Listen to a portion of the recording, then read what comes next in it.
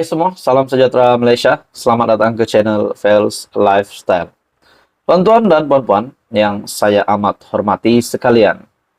Setelah pendedahan Perdana Menteri Datuk Seri Anwar Ibrahim berkaitan dengan ketirisan RM4.5 triliun, rasuah dan ketirisan.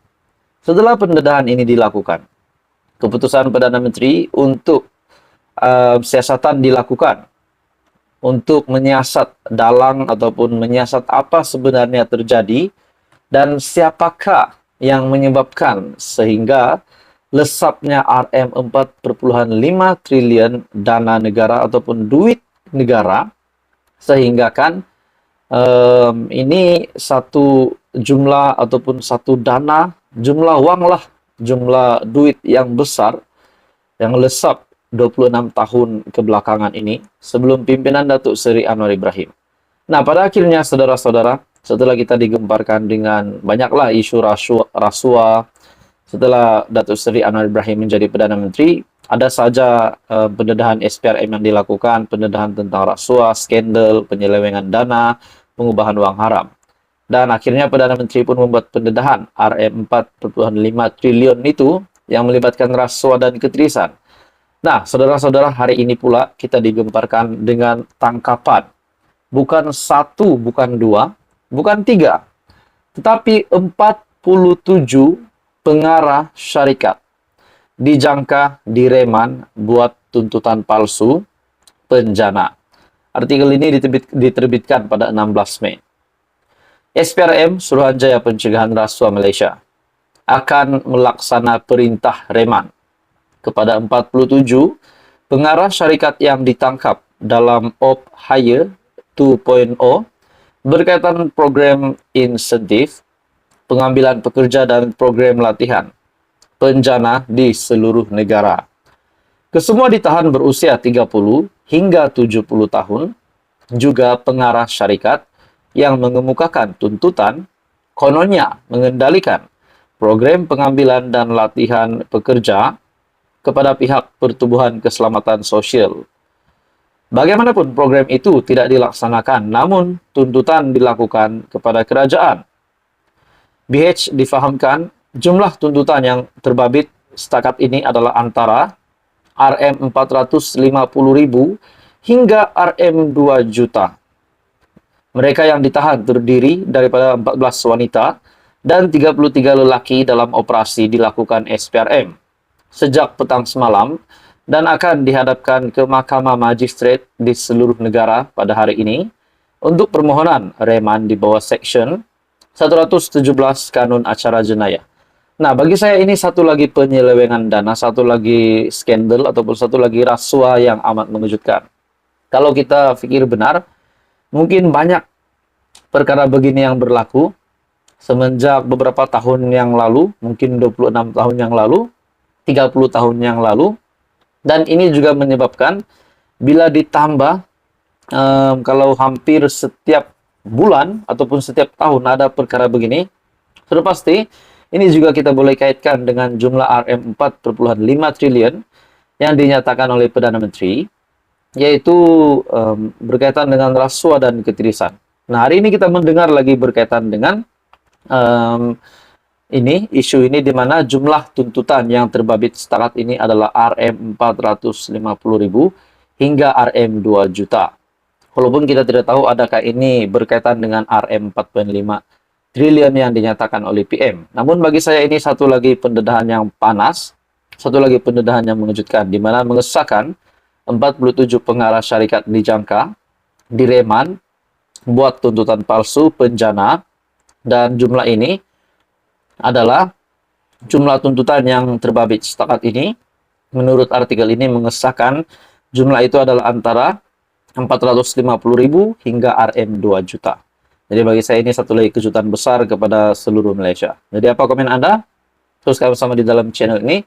Info padu, info hangat disediakan di dalam channel ini. Jangan lupa tekan butang like, share, dan subscribe. Halo semua, salam sejahtera Malaysia. Selamat datang ke channel Fels Lifestyle.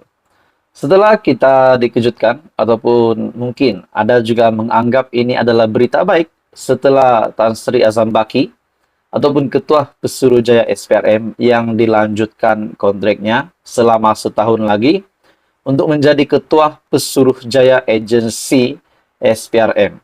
Nah, saudara-saudara, tuan-tuan dan puan-puan, ramai juga yang bertanya kenapa beliau dilanjutkan kontraknya. Akhirnya setelah diperkenan oleh Yang di-Pertuan Agong, akhirnya Tan Sri Azam Baki meneruskan hikmatnya sebagai KP SPRM, Suruhanjaya Pencegahan Rasuah Malaysia. Sebelum ini kita digemparkan dengan kenyataan Perdana Menteri Datuk Seri Anwar Ibrahim berkaitan dengan ketirisan RM4.5 triliun rasuah dan ketirisan sepanjang tempoh 26 tahun kebelakangan ini. Nah, saudara-saudara, setelah pendedahan ini dibuat oleh Datuk Seri Anwar Ibrahim, sudah pasti ramai yang mengambil respon positif bahwa untuk menyiasat perkara ini, keputusan yang diambil oleh Datuk Seri Anwar Ibrahim adalah keputusan yang terbaik. Nah, pada hari ini pula tiba-tiba ada pendedahan yang mengejutkan Anwar Ibrahim kepada Azam Baki, di mana kata PM, khidmat memuaskan, punca kontrak Azam Baki disambung. Nah, pada akhirnya Datuk Seri Anwar Ibrahim membuka cerita kenapa Azam Baki dilanjutkan kontraknya. Pelantikan semula Tan Sri Azam Baki sebagai Ketua Pesuruhjaya SPRM kerana khidmatnya yang memuaskan, kata Datuk Seri Anwar Ibrahim.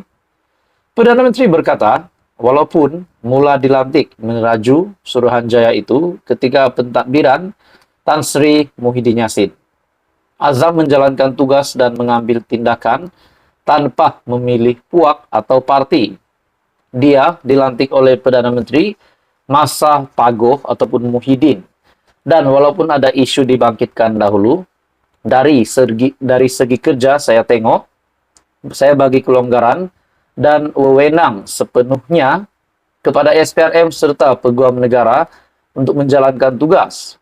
Dan setakat ini saya lihat, mereka menjalankan tugas dengan memuaskan. Azam ambil tindakan tanpa memilih puak atau parti, katanya, pada sidang media, selepas mempengerusikan mesyuarat Majlis Tindakan Ekonomi Negara. Azam Baki dilantik semula sebagai Ketua Pesuruhjaya SPRM berkuat kuasa pada Jumaat lepas. Dan perkara itu dimaklumkan Ketua Setiausaha Negara Tan Sri Muhammad Zulkifli Ali menerusi satu kenyataan. Beliau dilaporkan berkata, pelantikan semula Azam adalah untuk tempo selama setahun dan diperkenankan oleh Yang di-Pertuan Agong Al-Sultan Abdullah Riayatuddin Al-Mustafa Bilasha.